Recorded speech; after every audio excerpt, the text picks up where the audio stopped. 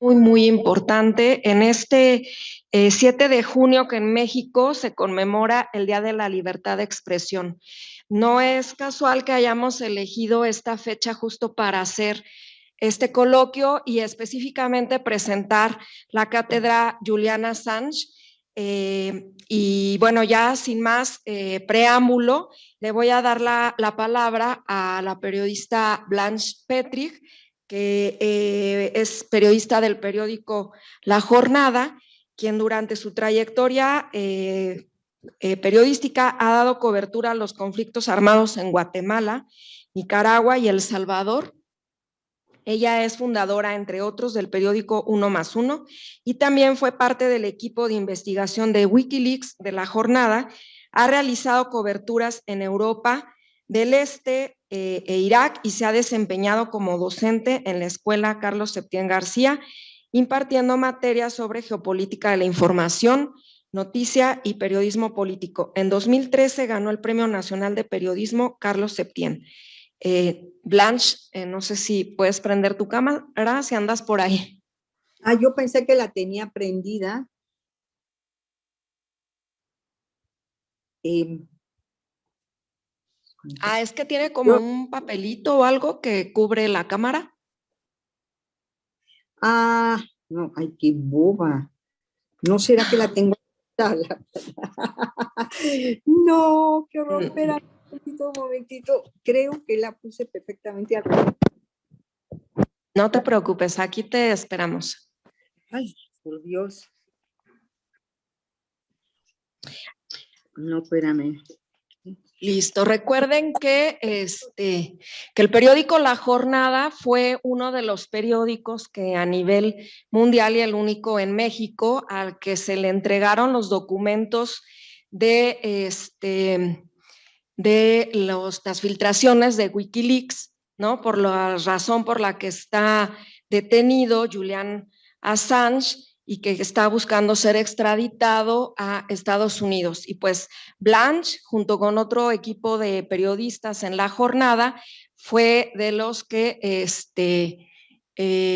pues decidieron qué documentos se iban a dar a conocer al público, ¿no? Relacionados estos cables de Wikileaks con México. Entonces, adelante, Blanche, bienvenida y muchas gracias. Muchas gracias. Parezco yo solita el gordo y el flaco, poniendo al revés la computadora, pero ya está bien. Bueno, pues muchas gracias. Qué honor estar participando en este coloquio del CIDE. Saludos al señor Buenabad, a Lina, y a ti también muchísimas gracias por invitarme a este coloquio. Quiero nada más decir, estoy haciendo esta transmisión gracias a la gentileza de la embajadora de México en Colombia, porque no estoy en México y de otra manera pues hubiera sido imposible enlazarme, así que mis agradecimientos. Bueno, muy rápidamente,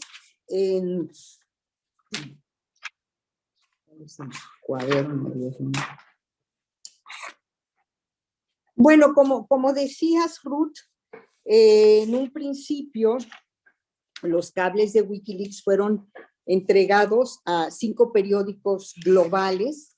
Bueno, un poco para adelante, en principio. Cuando empezó a operar este órgano periodístico, porque eso es lo que es Wikileaks, dio un paso adelante con los cables diplomáticos en esta tarea que se impuso de transparentar en detalle la forma como en la maquinaria diplomática de Estados Unidos, que es la más influyente del mundo, imponía su modelo en todos los países del mundo a través de sus embajadas.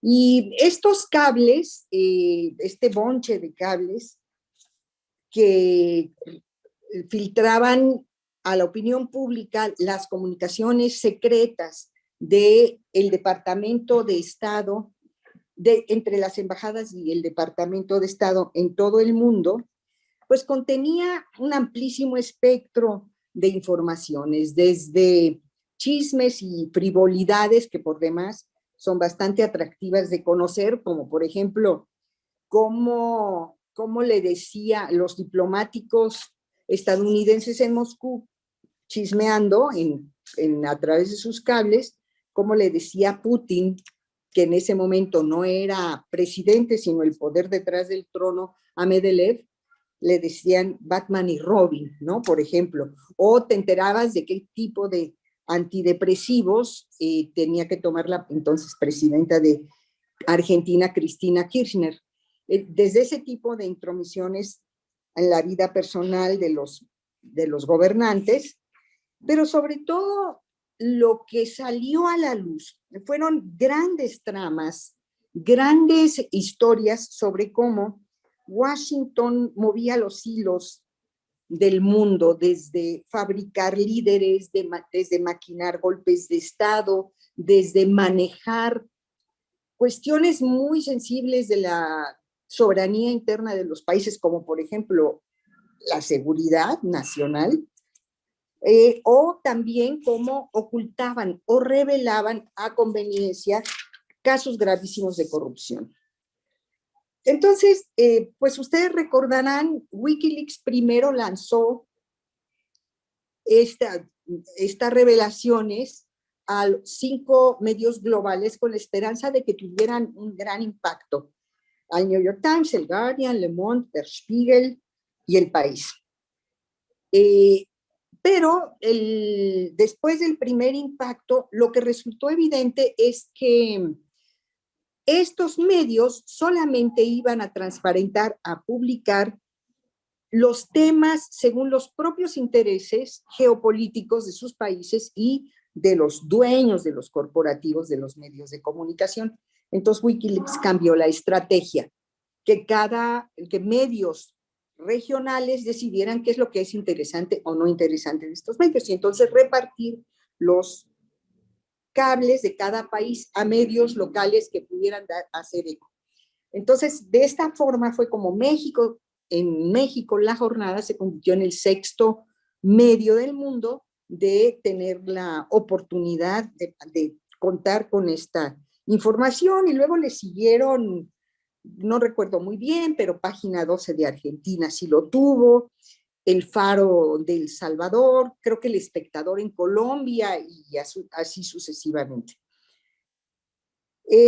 A través de las notas que nosotros fuimos elaborando, bueno, les platico que una vez que Pedro Miguel, nuestro notable columnista, viajó a Inglaterra, tuvo una reunión con Wikileaks y con Julian Assange, con todo el joven equipo que manejaba Wikileaks, y se firma este convenio entre Wikileaks y la jornada con ciertas condiciones que además son muy interesantes también de conocer. Y bueno, de regreso a México hay una fecha de embargo también para empezar a dar a conocer los cables.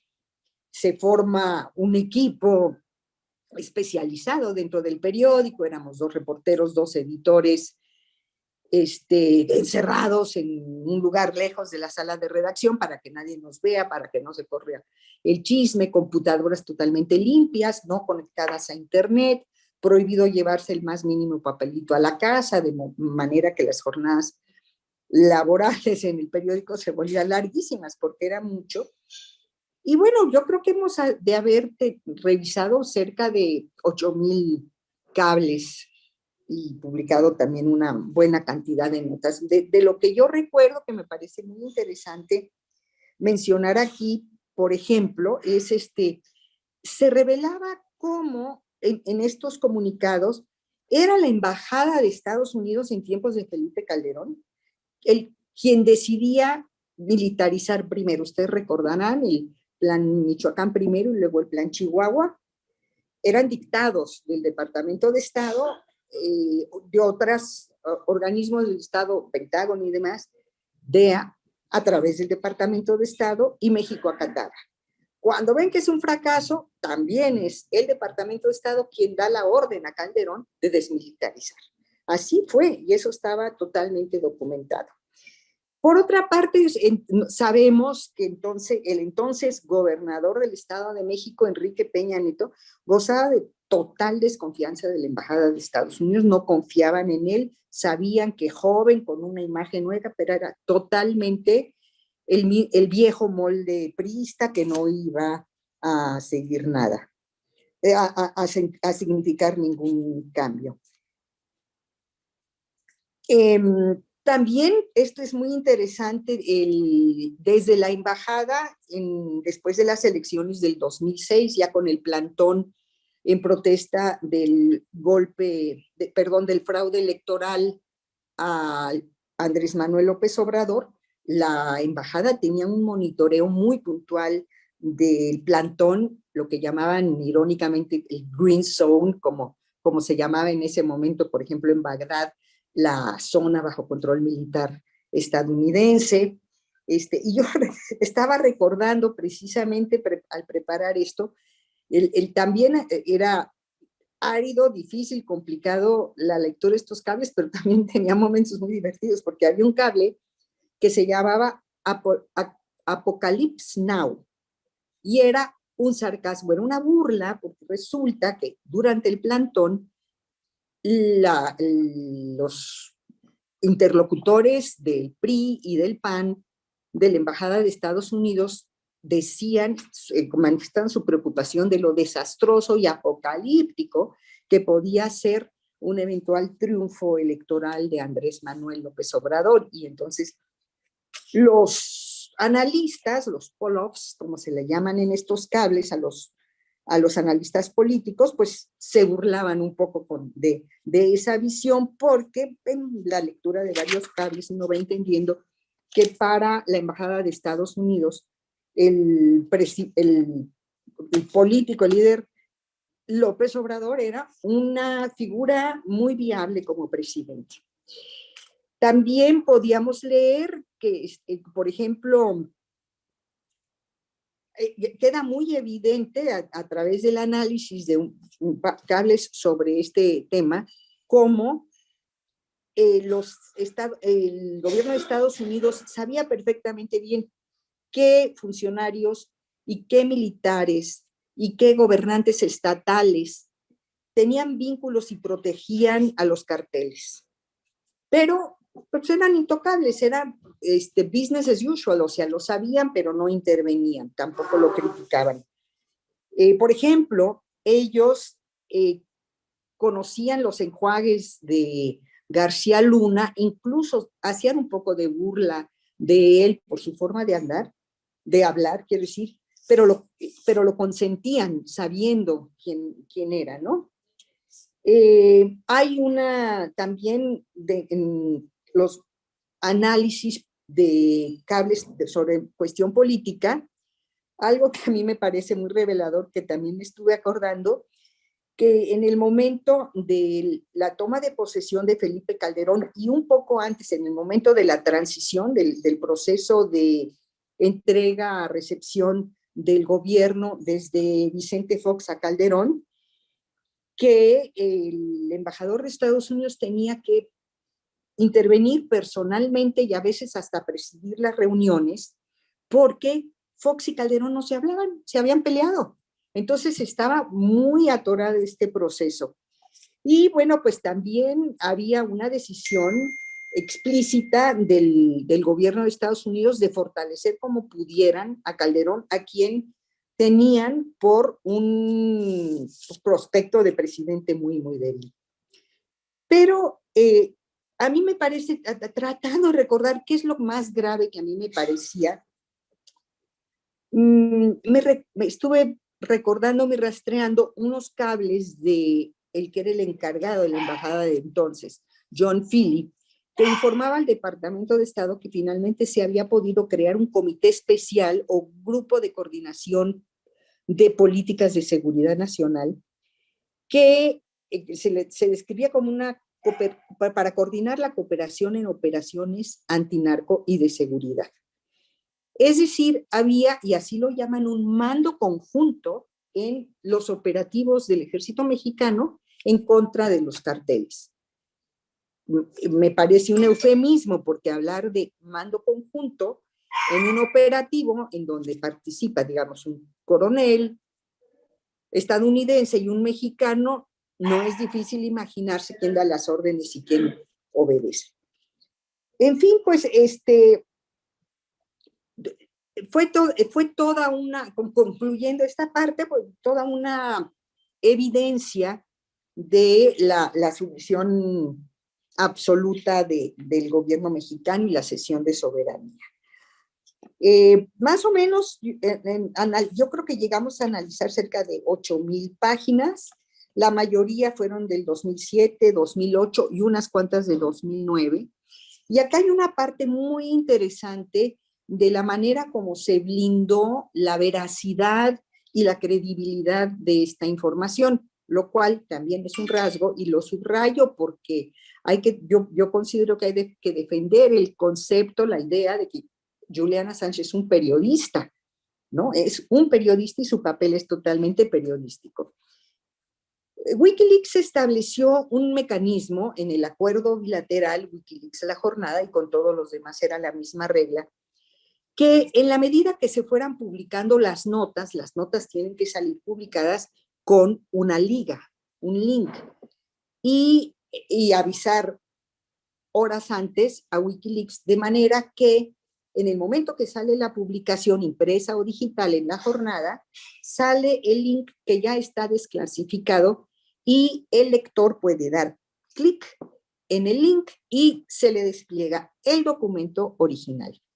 Esto a mí me parece un mecanismo que revela la vocación de transparentar la información para el lector y para las audiencias, es darle el poder al lector de decidir qué es cierto y qué no es de que un medio se lo cuente, no es que Wikileaks se lo diga, es que ahí está el papelito, ¿no?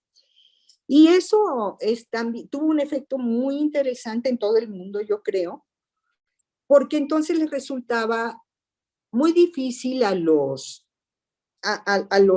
funcionarios que salían bien quemados con la información, porque se salía a la luz pública la manera como actuaban, sus corruptelas y demás, les resultaba imposible desmentir, porque ¿qué iban a desmentir si ahí estaba la prueba, no?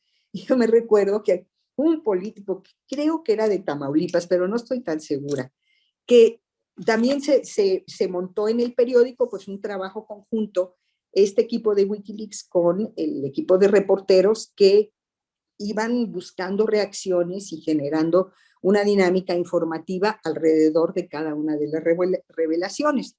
Entonces este político, atrapado los dedos en la puerta, ¿no? Ya no podía ni decir que no era cierto, dijo que ellos desestimaban la información. Y yo me acuerdo que me reí mucho porque pues ni modo que la estimaran, ¿no? Fue una declaración chistosa. Bueno, también vale la pena mencionar que en el último tramo de los documentos desclasificados sobre México, la acción de Carlos Pascual, el embajador de Estados Unidos, fue mucho más agresiva, el manejo poco diplomático, intervencionista, fue muy, muy agresivo, muy evidente, porque Pascual en sus cables ponía en ridículo a los generales, por ejemplo, ¿no? Diciendo que eran alérgicos o adversos al riesgo, o denunciando que los del ejército no intervenían porque no les querían dar la información, porque ellos filtraban la información al narco, entonces había que actuar con la Marina. Ese tipo de cosas delicadísimas que muy probable pasaban en efecto, así como las contaban, pues salían a la luz pública. Y bueno, también hubo comentarios sobre la vida personal de Felipe Calderón, y bueno, finalmente esto llegó a enfurecer al presidente Calderón y declaró públicamente que el embajador Pascual estaba dañando la relación bilateral, lo cual obligó a un caso bastante singular, poco común en la diplomacia estadounidense, obligó al embajador Pascual a renunciar al cargo, a irse. Ahí fue interesante porque Y aquí quiero entrar en otro ángulo sobre el comportamiento de la prensa. En general, los medios, cuando informaron sobre la salida de la renuncia de Carlos Pascual, le atribuyeron el mérito, no a la jornada, obviamente, sino a la información que era de tras mano que los medios mexicanos publicaban del país. Entonces, el país es el que había logrado tirar a Carlos Pascual. En toda esta operación, en todo este periodo que estuvimos sacando los cables de Wikileaks, fue muy interesante cómo las notas que eran hits informativos en distintos grados, en distintos días, eran sistemáticamente silenciadas por el resto de la prensa, con notables excepciones. Por ejemplo, Carmen Aristegui sí era uno de los periodistas que nos daba el crédito, pero por lo general no nos los daban.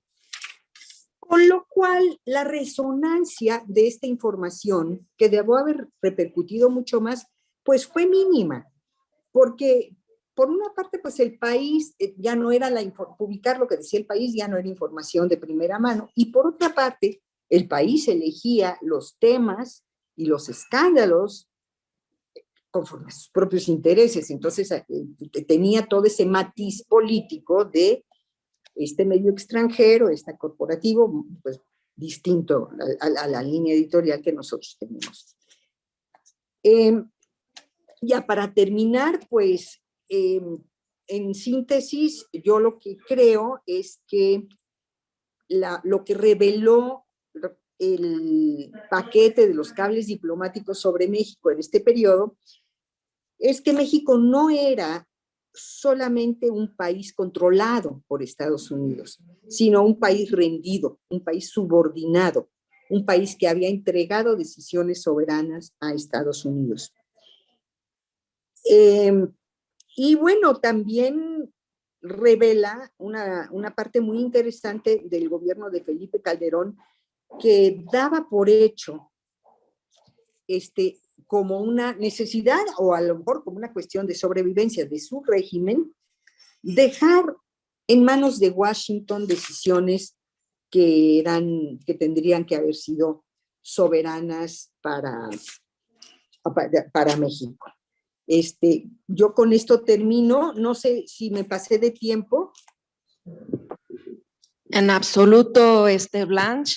Estuvo muy interesante este recuento que haces del gran trabajo que realizó la jornada a partir de las filtraciones de Wikileaks, y que bueno, hoy pues nos estás refrescando la memoria, y sobre todo a las nuevas generaciones que no conocen de este importante tema en un día, valga la redundancia, tan importante como el 7 de junio, que en México se conmemora el Día de la Libertad de Expresión, y que bueno, también en su justo contexto y dimensión, poner en el centro que pues el actual gobierno en México ha sido de los únicos que han abogado por la libertad de Julian Assange. Y bueno, pues ahora le voy a dar la palabra a la periodista Alina Duarte. Quería ¿Sí? nada más decir una cosita. No sé si podría yo tomarme 3 minutitos muy rápidos. Sí, por favor, adelante.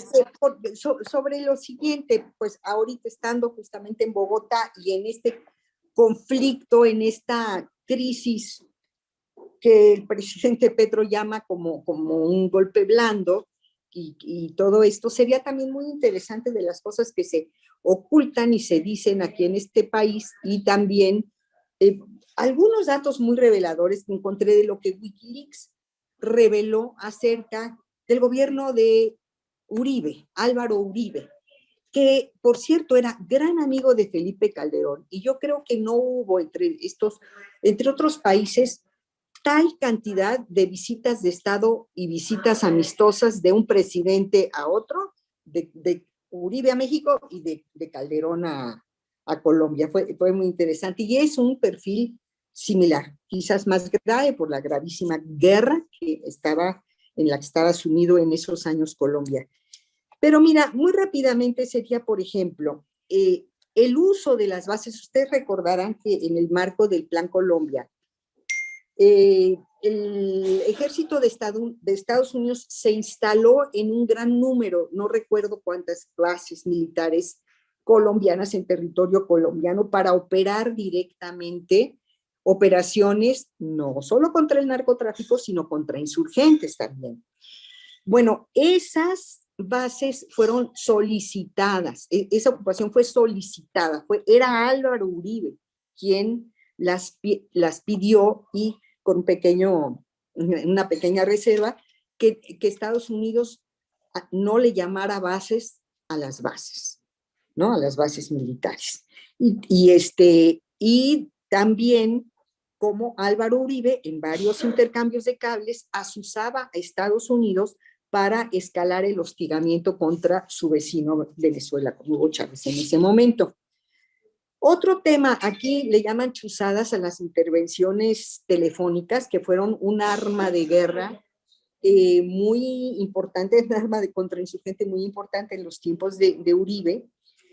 Y también se revelan estos cables que las chuzadas no solamente eran para controlar las operaciones militares, sino también una política, un arma política que utilizaba el gobierno para atacar a los rivales políticos, para espiarlos, para acercarse, para dar traiciones, para dar golpes.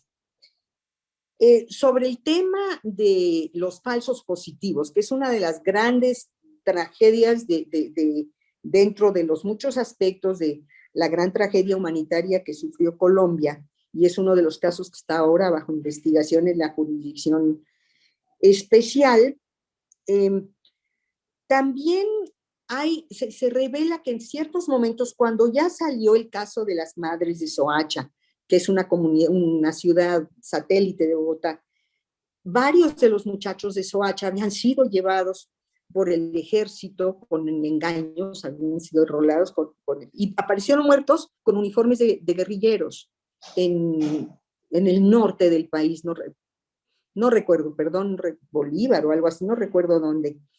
Entonces, estalla un escándalo de los falsos positivos, no era la única vez que pasaba, son miles de casos similares, y entonces los cables de Wikileaks revelan cómo era el Departamento del Estado el que presionaba para que el gobierno colombiano investigara estos crímenes, ¿no? Que consistía en que el ejército mataba civiles para inflar el número de bajas en las operaciones militares y dar la apariencia de éxitos en el campo, en el terreno militar, y entonces cobrar más, ¿no? Porque eran premiados con los falsos positivos. Y bueno, eso es lo que revela Wikileaks, que Estados Unidos estaban diciendo, oigan, eso sí ya está muy pasado de tueste, y pues no, los siguieron haciendo aquí. Bueno, finalmente también hay una revelación que me parece muy interesante, que fue el Departamento de Estado quien envió al gobierno, aquí sí ya no les puedo precisar si ya era con Santos o en tiempos de Uribe, él es el que diseña la hoja de ruta para una salida negociada del conflicto con las FARC. Entonces, bueno, simplemente me pareció que son bastante escandalosos y poco conocidas estas aportaciones de Wikileaks en el caso de una de las guerras contemporáneas más sangrientas que hemos conocido en América Latina. Y perdón por el abuso del tiempo, muchas gracias. No, al contrario, gracias a ti. Y bueno, también aprovechamos para enviar saludos a la embajadora de México en Colombia, Patricia Ruiz Anchondo. Pues gracias también por el apoyo que dio por allá para que pudieras estar en la transmisión. Y ahora sí le daremos la palabra a Linia Duarte, quien es periodista independiente. Se define ella como feminista, socialista, antiimperialista, anticapitalista y antifascista. Es originaria de Xochimilco, en la Ciudad de México. Estudió Relaciones Internacionales en la Facultad de Ciencias Políticas y Sociales de la UNAM. Egresó de la Escuela de Formación Política del Buen Vivir, organizada por el Ministerio de Movilidad Humana y Relaciones Exteriores del Ecuador en 2013. Ella se ha dedicado al periodismo desde 2012, colaborando en varios medios de comunicación en México, Venezuela, Honduras, Argentina y Estados Unidos. Como periodista, ha cubierto movimientos sociales y la situación política de diferentes países en América Latina, incluyendo Chile, Ecuador, Venezuela y México. Se desempeñó como corresponsal de Telesur en Washington, DC, del 2017 a 2019, y actualmente es investigadora senior en el Consejo de Asuntos Hemisféricos, también con sede en Washington.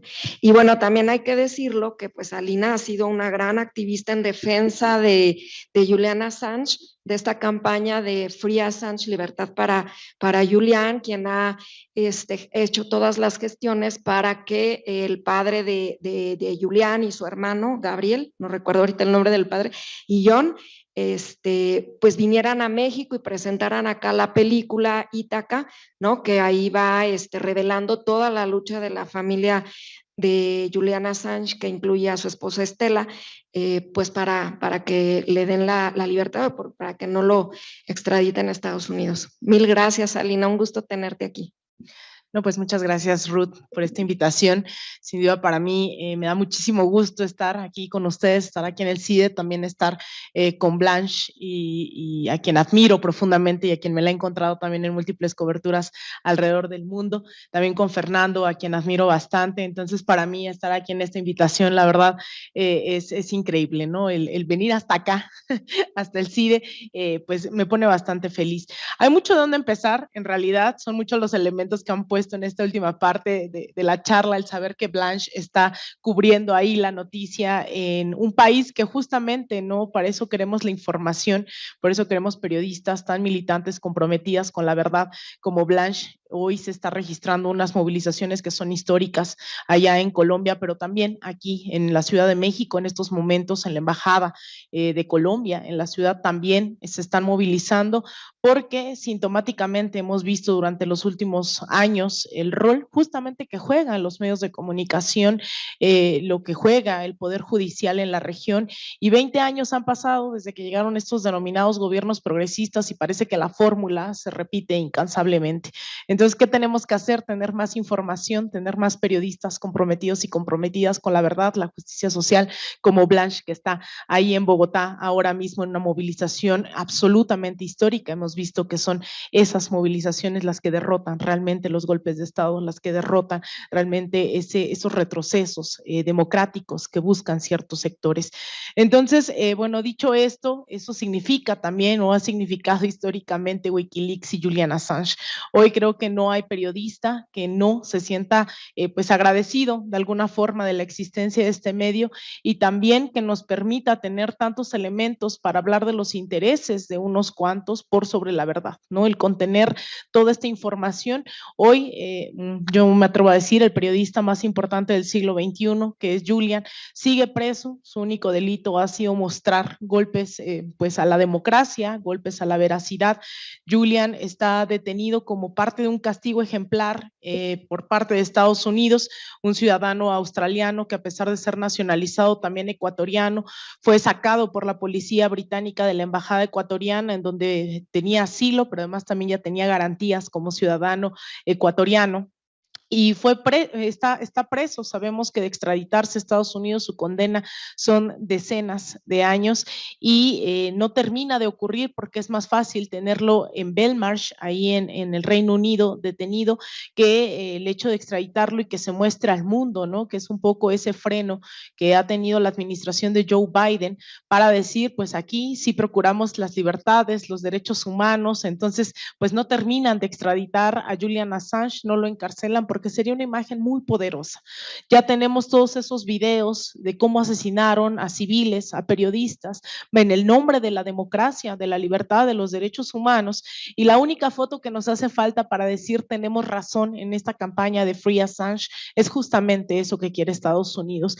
Y no lo vamos a permitir muchos y muchas, no porque sea nuestro amigo Julian, sino porque representa esa lucha de muchos periodistas que incluso han quedado en el camino. Estamos hoy no solamente viendo a Blanche desde Bogotá reportando estas movilizaciones, sino estamos en un país donde hoy se destapa todo el rol que juegan muchos de esos medios de comunicación, pero también hoy vuelve a resonar el tema de Julian Assange en este país, justamente por un gobierno que lo nombra, no había habido esa necesidad de volver a nombrar el tema de Wikileaks, de Julian Assange, justamente porque eso implicaba durante estos últimos sexenios recordar que gracias a Julian supimos de la intromisión del gobierno estadounidense en la seguridad nacional, el cómo el Calderonato buscaba entregar la seguridad nacional en bandeja de plata sin poner punto y coma o restricción alguna, significaba evidenciar eso que muchos desde el periodismo, desde el activismo, desde las ciencias sociales propiamente hemos denominado como el imperialismo estadounidense. Ese imperialismo existe y se ha reflejado también a través de Wikileaks, que ha demostrado cómo espía no solamente a sus enemigos, todos los funcionarios de la Organización de las Naciones Unidas estaban bajo observación del gobierno estadounidense. Todos sus diplomáticos en realidad eran pequeñas sedes alrededor del mundo de espionaje de la política nacional. Y eso lo vino a revelar y a transparentar Julian Assange y su equipo, y también el equipo de periodistas que sabemos que en condiciones como las que se vivían en este país en ese específico momento, revelar, ¿no?, lo que estaba pasando no era tarea fácil, y aún así hubo valientes periodistas, colegas de la jornada que decidieron trabajar esas horas exhaustivas, como lo narra Blanche, para sacar a la luz qué es lo que estaba pasando. Y ahí estuvo no solo Blanche, estuvo Pedro Miguel, estuvieron varios y varias compañeras desmenuzando estos miles y miles de documentos, filtraciones que nos han insisto, nos han evidenciado qué significa realmente ese imperialismo y que no está dispuesto a hacer absolutamente todo, sea perseguir, insisto, a un ciudadano australiano nacionalizado ecuatoriano en una embajada en Reino Unido, con una acta que además nunca, de espionaje, la ley de espionaje, que en realidad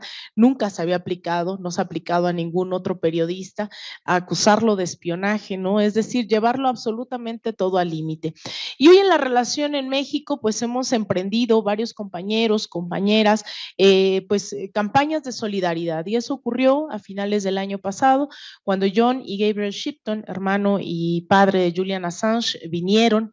Yo a ellos los conocí en realidad en una cumbre de los pueblos en Los Ángeles, en donde participamos, y a través de esos meses, había la oportunidad de aprovechar que estuvieran en Los Ángeles, que estuvieran en Estados Unidos, perdón, y que pudieran venir aquí a la Ciudad de México, y eso ocurrió. Y era importante llevar su voz no solamente a un espacio legislativo, sino tratamos de organizar una agenda con movimientos sociales, movimientos sindicales, estudiantiles, con otros y otras colegas periodistas, también en el Instituto Nacional de Formación Política de Morena, realizamos un evento en donde actualmente soy coordinadora de formación internacional, y esta agenda permitió visibilizar también mediáticamente lo que significaba Julian Assange. Julian Assange no solo era un tema de la mañanera del presidente López Obrador hablando de ofrecerle asilo en caso de que fuera necesario, sino de ir a escuchar directamente a la familia del periodista más perseguido en el mundo como Julian,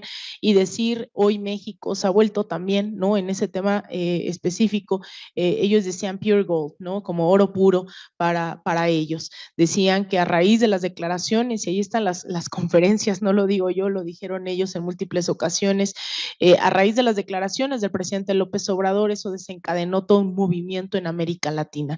La familia está sumamente sorprendida de que hoy ni siquiera en Australia llegue a haber movimientos o declaraciones tan contundentes como las que hoy hay en América Latina, porque a raíz de las declaraciones del presidente mexicano derivó las declaraciones de Gustavo Petro. Lula da Silva ya se había pronunciado en algún otro momento previo a ser por tercera vez presidente de Brasil, generó declaraciones en el gobierno argentino, etcétera, etcétera. Entonces hubo un movimiento a tal grado que eso pues también permitió que el 15 de septiembre fueran invitados por el presidente López Obrador junto con Evo Morales, junto con Aleida Guevara, hija del Che, y otros compañeros y compañeras fueran invitados pues especiales en este grito de la independencia. Entonces, a raíz de ahí, ellos han continuado el contacto con varias personas, periodistas, aquí también en México, regresaron hace unas semanas nuevamente aquí al país, aprovechando que estaban en una gira de cerca de 3 meses en Estados Unidos. Fueron cerca de 50 presentaciones en más de 50 ciudades por Estados Unidos, en donde nuevamente, ¿no?, a ras de suelo, trataron de generar esa conciencia dentro del pueblo estadounidense, porque esto, pues hay que decirlo, no es un caso jurídico en lo absoluto, esto es un caso total y absolutamente político que puede tener fin en el momento en el que el fiscal de Estados Unidos retire los cargos.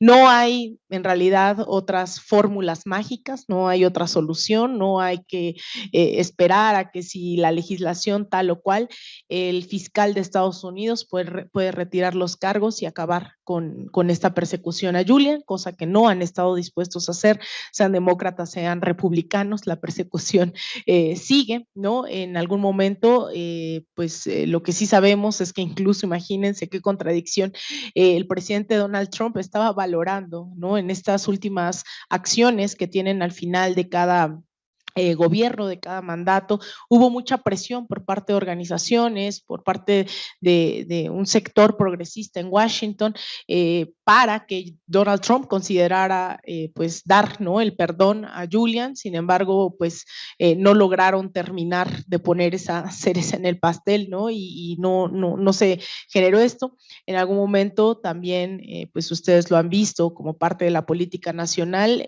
uno de los puntos de diálogo en las últimas, en todas las reuniones que ha tenido el presidente López Obrador con Joe Biden, ha estado sobre la mesa el caso de Julian Assange, ha mostrado las cartas que se le ha entregado al presidente Joe Biden al respecto, pero pues también eso dentro de cierto sector estadounidense que ven a Julian como ese traidor que han querido crear los medios de comunicación, ¿no? Esa gran narrativa de que la filtración es más grave a la seguridad nacional que realmente el asesinato de decenas de miles de personas en nombre de la libertad y la democracia, pues entonces pues ha impedido que Joe Biden también haya tomado alguna acción al respecto. Insisto, es muy importante destacar que la presión tiene que ser absolutamente política, ¿no? En ese sentido, es a través de movilizaciones, a través de pronunciamientos, a través de esa vía que creemos que la libertad de Julian Assange puede ser una realidad y no de estar pensando en si podemos meter otro amparo, si podemos meter cualquier otra cosa. Sabemos que ese no es el motivo de fondo. El motivo de fondo es mandar ese mensaje a cualquier periodista en cualquier parte del mundo, no solo en Estados Unidos, seas australiano, seas mexicano, seas ecuatoriano. Estados Unidos tiene la capacidad de acusarte de espía, ¿no?, y perseguirte haciendo uso de absolutamente todas las herramientas que tenga a su disposición, y ese es de fondo el mensaje de Julian Assange. Entonces, pues Julian creo que al final ha significado, ya nos ha hecho un recuento también Blanche de todo lo que mostró, de gran parte de lo que mostró. Siempre es muy valioso en estos términos informativos tener acceso a este libro que publicó justamente la jornada de Wikileaks en México, en donde cada párrafo nos revela nuevamente todo lo que estaba descifrando desde la Embajada de Estados Unidos en México, el gobierno estadounidense. Y eso creo debería de hacernos pensar, ¿no?, en estos ejercicios de memoria histórica de cómo hemos llegado a donde estamos, qué ha implicado un sitio tan relevante como lo es Wikileaks. Además, claro, no solo para los pueblos, recordarán, esto coincide también con el año 2011, que es cuando medios de comunicación establecen un pacto de silencio, ¿no? Lo de Wikileaks no es parte del debate público, no porque no existiera la información, no es porque no estuviera el acceso a la misma, la jornada mismo lo publicó. Sin embargo, coincide con este pacto del 2011 en donde los medios de comunicación, recordarán, Televisa, TV Azteca, etcétera, etcétera, llegan al acuerdo de que no se va a denunciar la violencia, no se va a denunciar varias cosas, ¿no? Para no meternos en cierta ansiedad a los mexicanos. Curiosamente, ese pacto pues parece queda vigente varios años. Ahora la violencia pareciera que es nueva en ciertos medios de comunicación y se nos olvida por qué no evidenciaban eso, ¿no? Porque fue un pacto firmado ante las cámaras, anunciado con bombo y platillo, no es como parte conspiranoica o algo que nosotros nos estemos inventando que pactaron, eso fue público, hubo una transmisión en vivo, muchos abrazos, muchos saludos y ese pacto perduró, ¿no? Y parte de ese pacto tenía que ver también con no evidenciar que el gobierno mexicano, especialmente Felipe Calderón, había entregado pues prácticamente la seguridad nacional y preguntaba al gobierno estadounidense qué quería, qué necesitaba, si salía más, preguntaba incluso, ¿no? ¿Qué tenía que hacer en la zona fronteriza? Entonces creo que este es un llamado, con eso cierro. La lucha por la libertad de Julian Assange es la lucha por la libertad en el resto del mundo, ¿no? Y creo que en un país como México, en donde todavía hay muchos grupos, poderes fácticos, donde hay muchos grupos de narcotráfico persiguiendo a quienes les denuncian, a quienes evidencian lo que está pasando, en esa complejidad del México que vivimos, que se nos heredó, que todavía es lamentable, ¿no? Ver a las madres buscando a sus hijos en fosas, ver tanta inseguridad, ¿no? Producto de esta mal llamada guerra contra el narcotráfico.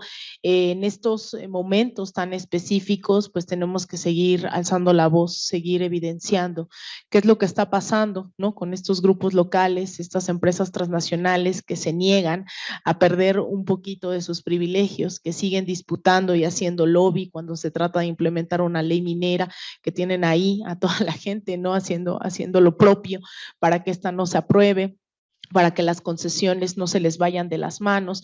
Entonces ahí es donde creo que hay que hacer un llamado a las y los comunicadores a seguir alzando la voz, a seguir diciendo por dónde podemos ir, a seguir, pues eso, lanzando tal vez más preguntas que respuestas, que sé que hay mucha gente que le gusta ser contundente y decir la cosa está así y no hay forma, ¿no?, de rebatir.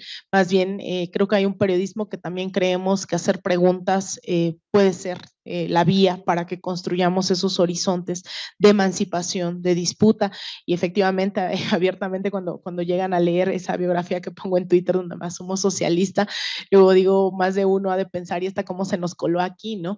Eso me ha pasado en todos lados, pero también creo en que hay una lucha de clases en donde la comunicación es un reflejo de ella, ¿no? Y creo que esto de estar siempre a ras de suelo, estar con la gente, con las y los históricamente excluidos, nos lleva a tener otra visión del mundo que se nos negó durante muchas décadas. En algún momento aquí solo existió Televisa, después nació TV Azteca, que no era mucha diferencia, y después vinieron Grupo Imagen, vino el Excelsior, Grupo Reforma, 11 grandes familias en este país son las que controlan la mayoría de la comunicación y según el último informe de telecomunicaciones, en este país, pues cerca del 95% de la población mexicana ve la televisión, de la cual el 77% ve la televisión abierta.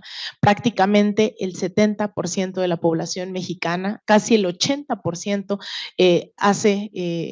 digamos, tiene conclusiones de su día a día gracias a lo que hacen personas como Azcárraga, lo que hacen personas como Salinas Pliego, esas son sus fuentes informativas, ¿no? Entonces también entender que hoy estamos después de un 2018 en esa reconfiguración también de narrativas, de disputa, que la gente cada vez le apuesta más a las redes sociales, pues también se entiende después de tantas décadas, ¿no? De haber privatizado también las distintas narrativas. Entonces creo que tanto por la libertad, ¿no? La libertad de Julian Assange puede reflejar eso, como varios espacios que hoy se están gestando, que se están, pues estamos ahí tratando de impulsar y creo que bueno, es una tarea más larga que corta, ¿no? Esto va para largo plazo, sin embargo, bueno, también una invitación, con eso cierro, una invitación a sumarse a las múltiples campañas por la liberación de Julian Assange. Muchas gracias. Muchas gracias a ti, Alina. Y bueno, para cerrar ya esta mesa, le voy a dar la palabra al doctor Fernando Buenabad, quien ya hará la presentación de la cátedra Julian Assange. y bueno, él es director del Instituto de Cultura y Comunicación y del Centro Sean McBride de la Universidad Nacional de Lanús, en Argentina. Es rector internacional ad honorem de la Universidad Internacional de las Comunicaciones de Venezuela, miembro de la Red en Defensa de la Humanidad, de la Internacional Progresista y de la Asociación Mundial de Estudios Semióticos y del Movimiento Internacional de Documentalistas. Es doctor en filosofía, máster en filosofía política, especialista en filosofía de la imagen, filosofía de la comunicación, crítica de la cultura, estética y semiótica. Es director de cine egresado de New York University y licenciado en Ciencias de la Comunicación. Por su labor en defensa de la información y la comunicación, fue distinguido en este año con el sello de la Universidad de La Habana, Cuba, máxima condecoración de esa casa de altos estudios, y la distinción Félix el Musa de Cuba Periodistas. En 2017 fue reconocido en Venezuela con el Premio Nacional de Periodismo.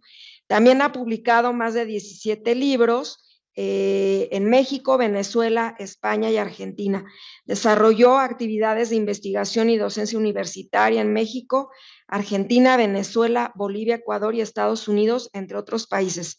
Actualmente es colaborador de Rebelión y de otras revistas y publicaciones digitales e impresas. Bienvenido, doctor. Muchas gracias. Mil gracias. Buenas tardes a todas y todos presentes y virtuales. Yo agradezco enormemente las dos intervenciones anteriores. De corazón, a mí me educa muchísimo escuchar hablar a los corazones, ¿no? Porque lo que escuchamos es más allá del compromiso personal, profesional, o del compromiso metodológico, del rigor, de la defensa de un derecho humano. Me queda claro, un corazón latiendo ahí, exigiendo cosas que tienen que ver con también latir con otro corazón que está en la cárcel, injustamente, ¿no? Así que a mí eso me educa mucho y lo agradezco a ambas compañeras. Y beneficiario de esa riqueza, pues ya me resolvieron muchos problemas de explicación de todos los antecedentes de Julian Assange, y por eso voy a empezar por donde empezamos a diseñar este proyecto de cátedra Julian Assange, que es una pregunta: ¿qué aprendimos de todo esto? ¿Y qué aprendimos de esta vida que está ahí en esa injusticia tremenda que está viviendo Julian Assange? ¿Qué aprendimos? ¿Qué estamos aprendiendo de ese episodio ¿qué adjetivo nos serviría para imaginar hoy las condiciones de cárcel, las condiciones de maltrato, las condiciones de violación? ¿Qué adjetivo encontramos, compañeros? ¿Con qué categoría podemos definir esa canallada que se comete? Con el respaldo del imperio, con el respaldo de los canallas, todos estos que los gobiernos neoliberales todavía hoy hacen de las suyas y son cómplices de esto también, ¿no? ¿Qué aprendimos de la cosa? ¿Qué aprendimos que nos interpele profundo y que nos haga, por lo menos, intentar alguna respuesta que se sume a las muchas que en todo el mundo se están dando ahora? Pues lo que aprendimos es que es de tal magnitud la decisión que tomó Julian Assange. Es de tal magnitud eso, porque ¿por qué decidió hacer conocer una información que cualquiera hubiera reverenciado como con el fetichismo de la mercancía informativa, diciendo, bueno, pues como son datos secretos de no sé qué de los gobiernos, pues no me meto en eso, ¿no? ¿Qué articulación interna hace que un periodista diga, no les pertenece, compadres, la información que maneja todo funcionario de un gobierno es información de su pueblo, no es suya, no es su mercancía para negociar, a ver qué tranza, a ver qué embute, ¿no? Qué mordida, qué negocio hacemos por acá, por abajito, para ver a quién perjudicamos por allá o a quién beneficiamos por allá. Con el tráfico de la información, con el tráfico de los datos, con el tráfico de las influencias, con esa estulticia que se volvió institucional en muchos acuerdos incluso de cómo se maneja la diplomacia en términos de la llamada diplomacia clásica o la diplomacia de los buenos modos o la diplomacia de los negocios. ¿Qué resortes adentro de la cabeza y del corazón de Julian Assange lo llevó a tomar la decisión de decir, hay que hacerla fácil? Eso quiere decir Wikileaks, ¿no? Los wikis. Hacer que fácil llegue para la gente la información de lo que están haciendo los tipos para los cuales les pagan sueldos, con los impuestos de los pueblos, con el trabajo de la clase trabajadora, con el trabajo de la lucha de clases que genera, pues es la única que genera riquezas, la clase trabajadora, ¿no? ¿En qué se la invierten estos muchachos allá en las embajadas? Mientras van a cócteles y mientras van a recepciones y a saludos y a salutaciones, donde dicen, por ejemplo, cositas como estas. Yo tengo el dato de cuánto litio hay en el triángulo Argentina, Bolivia, Chile. Es un dato que vale mucho plata hoy. Es un dato que vale tanto como los golpes de Estado que están en marcha por allá. Ahora, los blandos y los duros, que ninguno es blando, por cierto. Es el dato que está ahí en Colombia ahora, que Blanche ha perfectamente descrito, porque abajo están los recursos naturales del pueblo colombiano. No es un asunto solo de que qué mal me cae, qué gordo me cae este de Petro, ¿no? Hay información profunda, cierta, que significa muchos millones de dólares y que el imperio pues está babeando hoy por quedarse con todo eso, incluyendo los recursos petroleros, desde luego que de Venezuela y de la región, de Colombia. Por supuesto que el gas, los yacimientos gasíferos de Sudamérica, particularmente de Argentina, son la razón de todas las razones de las agresiones que hoy se están viviendo ahí. ¿O qué nos engañamos? ¿O qué jugamos a que no sabemos? ¿O a que, no, este es un asunto de que a Julian Assange se le ocurrió porque amaneció un día enojado con quién sabe qué? O le ponemos sello de agua y decimos, no, aquí hay un compromiso político de un orden que a todos se nos ha escapado porque nos han usurpado la información, porque somos todos víctimas en este planeta de un saqueo sistemático de la información y que nos la roban para ponerla al servicio de un negociazo que realmente recoge fortunas con nuestra información, con la que nos compete, con la que es de nuestra propiedad colectiva, porque además es un derecho nuestro, el de la información y el de la comunicación.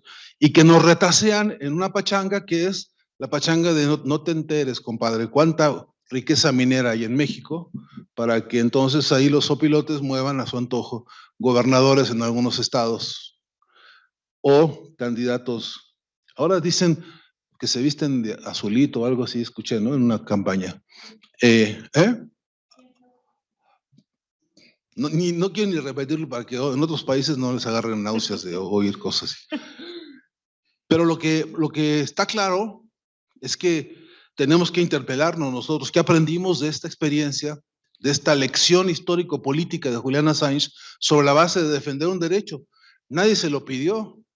No se lo pedí yo y hay muchos que no sabrán ni quién rayos era Julian Assange y que un día apareció diciendo, pues en voz de todos nosotros, yo ahora lo que hago es difundir una información que les pertenece a todos, que pinta de cuerpo entero la tranza histórica que ha significado la diplomacia burguesa. El modelo diplomático burgués tiene que someterse a una politización profunda en el mundo. ¿Por qué? Porque ellos han atesorado información que es derecho nuestro. Espero estar siendo suficientemente claro para decir que esa es la razón de las razones, entre otras muchas, que movilizaron a Julian Assange en esta cruzada tan costosa para él a estas horas. Entonces, ¿qué aprendimos? Es una pregunta que he venido haciendo con un grupo de compañeros y compañeras en América Latina, entre ellos a los compañeros de la Universidad Internacional de las Comunicaciones de Venezuela, idea de Hugo Chávez, que creció en su escritorio, que pudimos trabajarla juntos y que pudimos impulsarla y que hoy es una realidad fantástica. Es una universidad que hoy está asentada en lo que iba a ser el edificio del periódico La Nación, donde La Nación iba a construir su edificio, búnker para atacar a todos los movimientos sociales en América Latina, para atacar nuestro derecho a organizarnos políticamente, porque lo que más les duele a estos es que nos organicemos, que demostremos el músculo organizativo, eso es lo que más les duele. Pues instalaron un búnker para eso, un búnker mediático que iba a ser ese edificio. Y se les ocurrió la tontísima idea de acusar a Diosdado Cabello de pedófilo y de narcotraficante y de no sé cuánta cosa, y Diosdado fue a la justicia, puso una demanda, pasaron 7 años de un proceso judicial y el juez dijo: indemnicen a esta persona de la que ustedes calumniaron públicamente en su periódico durante tantos y tantos meses. El costo de esa indemnización es el edificio donde hoy está la Universidad Internacional de las Comunicaciones. Es casi un poema la cosa, ¿no? Se convirtió en todo eso contrario, ¿no? Hegel estaría contentísimo oyendo la doble negación de su dialéctica ahí por la movilización de la lucha histórica de un pueblo, ¿no? Que ahí está. Y esta universidad, entonces, ahí empezó la pregunta: ¿qué aprendimos? Después, hablándolo con la compañera Ruth, con el director del CIDE, la pregunta: ¿qué estamos aprendiéndole a la cruzada esta de Julian Assange, que ya no es solamente de él, ahora es una responsabilidad social histórica de nuestras generaciones? ¿Y qué aprendimos? Lo preguntamos en Argentina al Instituto de Cultura y Comunicación que dirijo y al Centro Sean McBride, que depende de este instituto. Nos preguntamos qué aprendimos. Y aprendimos una cosa, con base en un proceso de andar de preguntones por todos lados, es que hay un problema de trasvasamiento social, histórico y político, que es que la juventud no se está enterando con claridad qué rayos es lo que significa Julian Assange y esta gran batalla, y luego qué es lo que tendríamos que estar aprendiendo todos para poder politizar de fondo el asunto de esta batalla, ¿no? Y poder entrar a politizar el derecho a la información y poder entrar a politizar los medios, los modos y las relaciones de producción informativa. Porque el asunto va al fondo, el asunto va al corazón, no es solamente el debate sobre si esta información es más o menos cierta o más o menos falsa.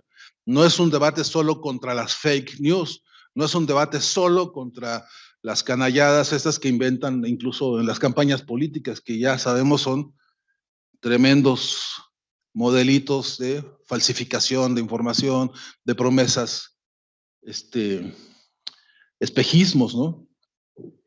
Sino lo otro, que es que al final de cuentas lo que realmente nos importa interpelar, y que creo que es el alma del proyecto de Assange, es que lo que nos importa es la información que está surgiendo desde las bases, no de las cúpulas, no de los compadres que son dirigentes o los que aparecen en la foto o los que hacen acuerdos o convenios de grupos para ver cómo negocian poder, sino abajo en las luchas sociales, donde está el hervidero, donde está el verdadero músculo del proyecto organizativo de las bases. Ahí se genera información crucial, fundante. Ahí se sabe quién es quién, cuántos somos. Es un dato duro importantísimo. ¿Qué pensamos? ¿A qué escuela fuimos? ¿A dónde estuvimos?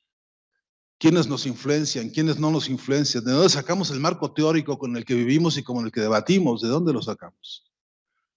¿De dónde sacamos nuestros debates, nuestras ideologías, nuestros proyectos de vida? ¿De dónde sale? Y esa información, a lo que se dedica la CIA y el Pentágono y todos estos muchachos, es en realidad la información que nos importa. Y decíamos en este modo de encuesta, a la pregunta ¿qué aprendimos? Aprendimos que ahí está una base de trabajo, de compromiso, de búsqueda, de lucha, pues que tiene que ver justo con ordenar y sistematizar, pues tal cual lo enseña el proyecto que inspiró a Julian Assange.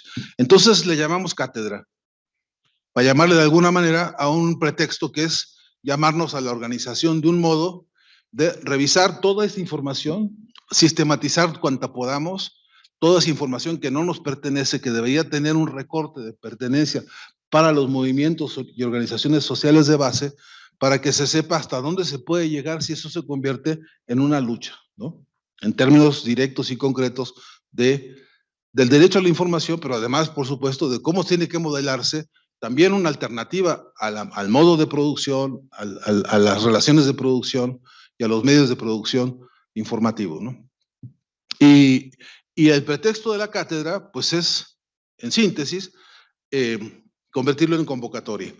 Se nos ocurrió entonces que podríamos bocetar esto que estamos lanzando hoy aquí, a esta hora, como primicia, se puede decir, primicia, esta cátedra Julian Assange, que yo estoy ahora de vocero de esto, pero esto conjuga las iniciativas, repito, del proyecto del CIDE, en periodismo de la Universidad Nacional de Lanús, de la Universidad Internacional de las Comunicaciones y de otros muchos amigos cómplices que están trabajando ahora mismo en la clandestinidad con nosotros, pero que muy pronto van a decir yo también, ¿no? Me sumo a esto.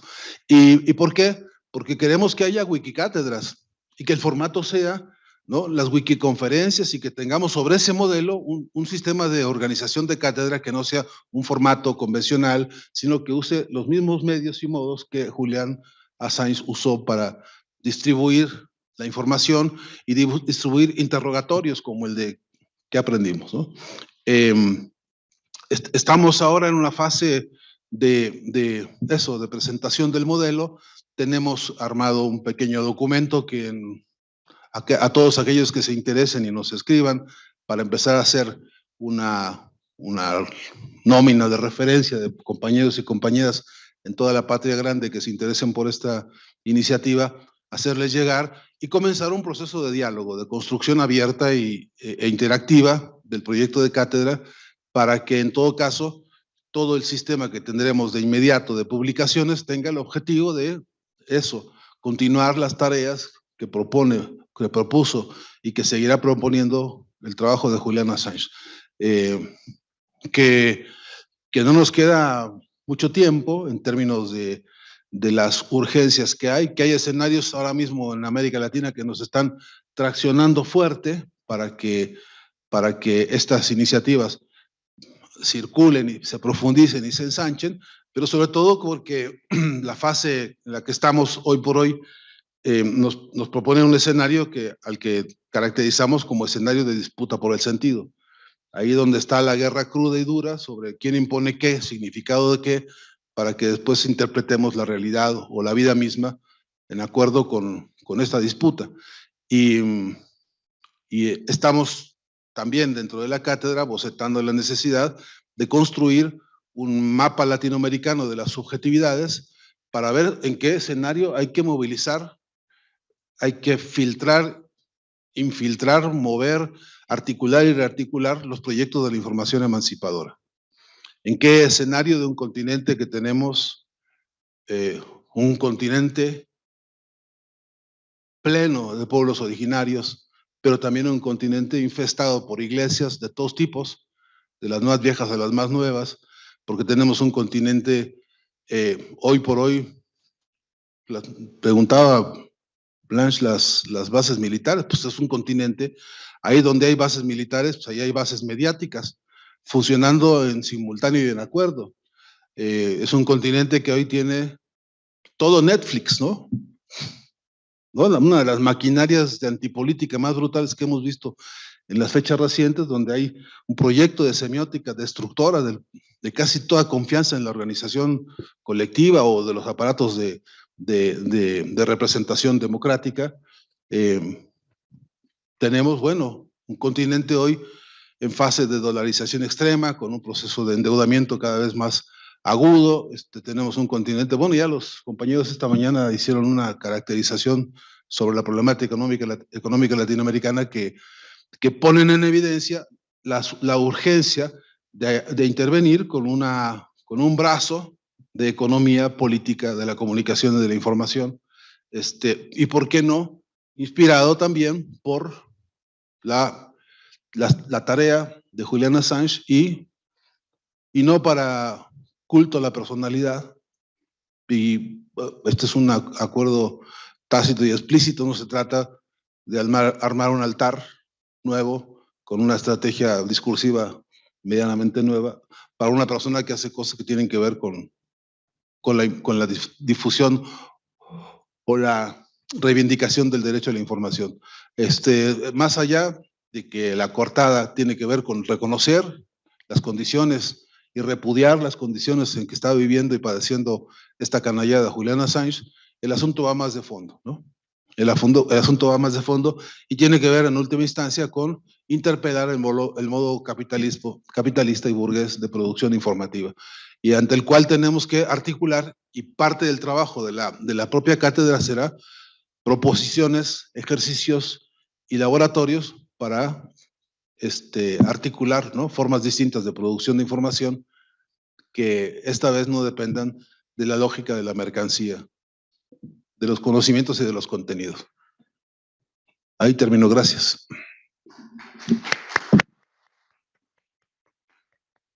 Muchísimas gracias por esta presentación al doctor Fernando Buenaván. Pues ahí está la invitación para todas y todos. Con esto, bueno, vamos cerrando esta mesa, esta sesión. No sé si alguna de las personas que están entre la audiencia tuvieran alguna pregunta o comentario respecto a este tema. Por lo menos en las redes sociales no hay preguntas, entonces no sé si por acá alguien quisiera preguntar o comentar algo. A ver, por allá atrás. Carlos. Parte de lo del acceso a la información que ahorita mencionaba, y por ejemplo en este caso de investigación, incluso nosotros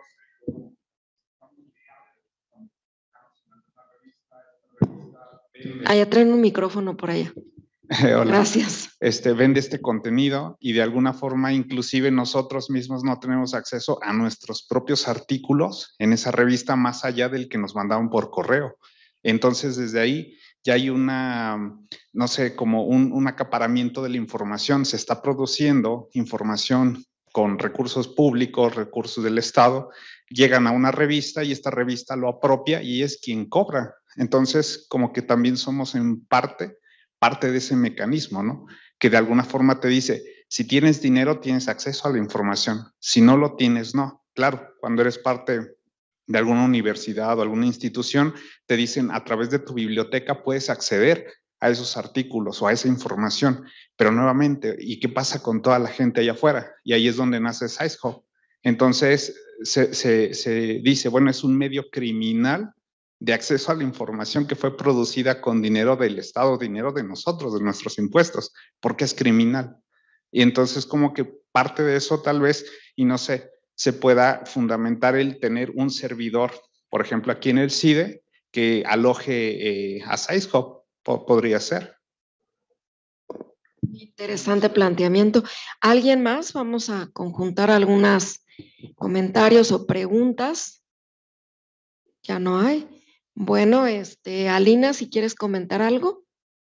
Bueno, en realidad más que, pues creo que estamos ante la gran batalla del qué hacer, ¿no? Ya tenemos monitoreados varios espectros de hacia dónde estamos pensando estos flujos informativos, las grandes disputas que hoy se dan a través de las redes sociales. Ya comentaba aquí también Fernando el tema de Netflix, pasó de las décadas de los 60, 70, 80, ¿no? Desplazando a Hollywood, no sé si desplazando, tal vez sí, como esta maquinaria, ¿no? Imperialista abiertamente de cómo se transmiten estas narrativas. Sin embargo, hoy estamos también ante el tema del relevo generacional, juventudes que en realidad yo pienso siempre en mi hermano tiene 19 años y no entiendo lo que habla, no entiendo qué comunican en TikTok, no entiendo estas maneras de comunicar imágenes pixeleadas, ¿no? Es decir, es muy complicado saber cómo estamos transitando y se le suma también las narrativas que ahora no sé por dónde van a ir con la inteligencia artificial,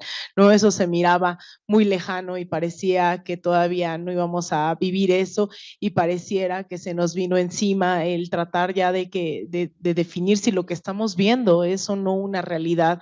Estas fotos, la vez pasada me mandaron una foto mía, ¿no? Abrazando unos gatitos y yo así como, Dios mío, esto yo jamás lo viví, ¿no? Y efectivamente, la parte de inteligencia artificial en donde uno ya no sabe hasta dónde vamos a poder, ¿no? En esta lógica de comunicar con ética, dar estas disputas que estábamos acostumbrados y acostumbradas a través de la escritura, en cierta medida y generacionalmente hablando, pues también a través de redes sociales como Twitter, pero la evolución tecnológica pues también nos sitúa ante la afrenta de cómo vamos a comunicar, a quién le vamos a comunicar, y pienso en eso, en chavitas de TikTok que están comunicando el comunismo, que están comunicando la mañanera en un minuto, cosa que me declaro totalmente incompetente.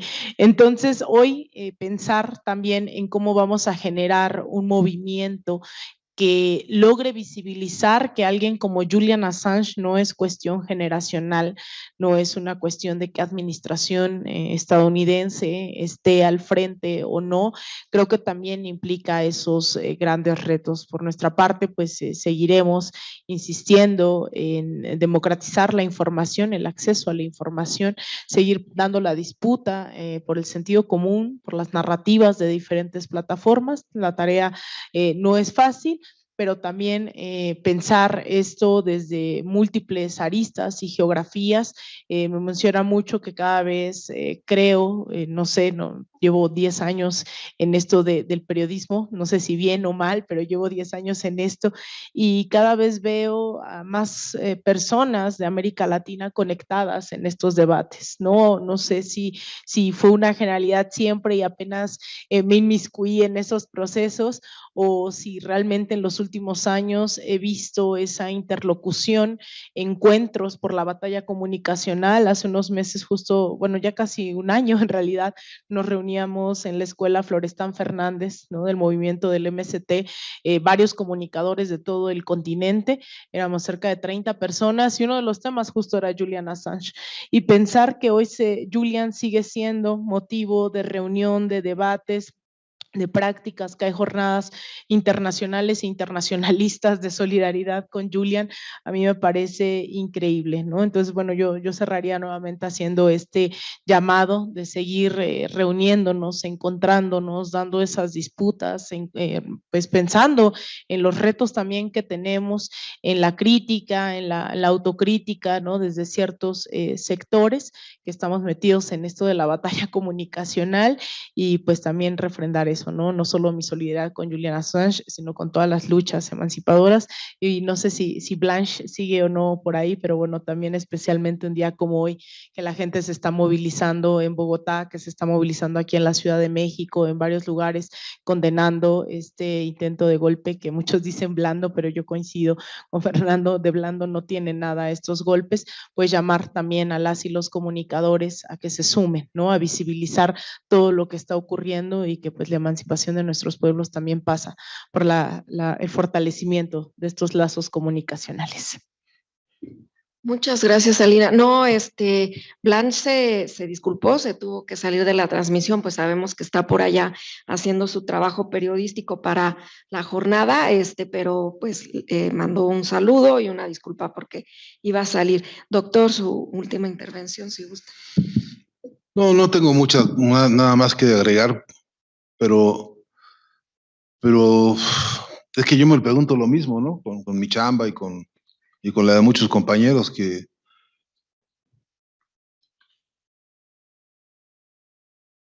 atraviesan el trabajo el problema del dinero siempre, ¿no? ¿Cómo? Si podemos transparentar el financiamiento de todas las cosas que hacemos, ¿no? Si podemos puedes transparentar el financiamiento de la política y el financiamiento de la comunicación y de las revistas y de todo, y explicar, porque no se me ocurre una sola actividad de producción de información que no tenga un vínculo con una base económica, no se me ocurre nada, ¿no? Por más que le pienso. Y la pregunta es si esa base económica es transparente, si es equitativa, si se discute, si tiene consensos, o no, o alguien te está retaseando la información para producir plusvalía con tu trabajo de texto, y luego ni tú tienes chance de, pues, la alienación misma, ¿no? En tu propia producción. Bueno, bienvenidos al capitalismo, diría un amigo con toda ironía, ¿no? Y no quiere decir que no haya alternativas, no quiere decir que no haya otras formas que históricamente se han ensayado, ¿no? Algunos de mi generación, que ya nos lloriqueábamos así terriblemente cuando nos desaparecieron el Excelsior, ¿no? ¿Y ahora qué vamos a hacer? Y ahí tienes, apareció 1+1 y apareció la jornada y aparecieron todas esas generaciones que han hecho una alternativa de todo eso, ¿no? No sé qué más decirte, la verdad que no tengo ninguna receta así para profundizar, pero sí que, bueno, digamos, a mí se me antoja que es una iniciativa política de nuestro tiempo exigir transparentar el financiamiento de la comunicación, ¿no? Bueno, pues muchísimas gracias. Creo que con esto damos por finalizada esta mesa y nos volvemos a encontrar a las 4:30 con el conversatorio en el que nos van a acompañar el periodista también de la jornada, Luis Hernández Navarro, y el doctor John Ackerman y el doctor Fernando Buenabad para pues hacer una reflexión respecto a repensar el periodismo, ¿no? Pues por lo pronto nos despedimos de las personas que están aquí con nosotros en la sala y de las personas que nos han estado siguiendo amablemente en las redes sociales del Centro de Investigación y Docencia Económicas. Nos vemos en un ratito y bueno, pues es la hora de la comida, pues buen provecho a todas y todos y hasta más tarde. Gracias.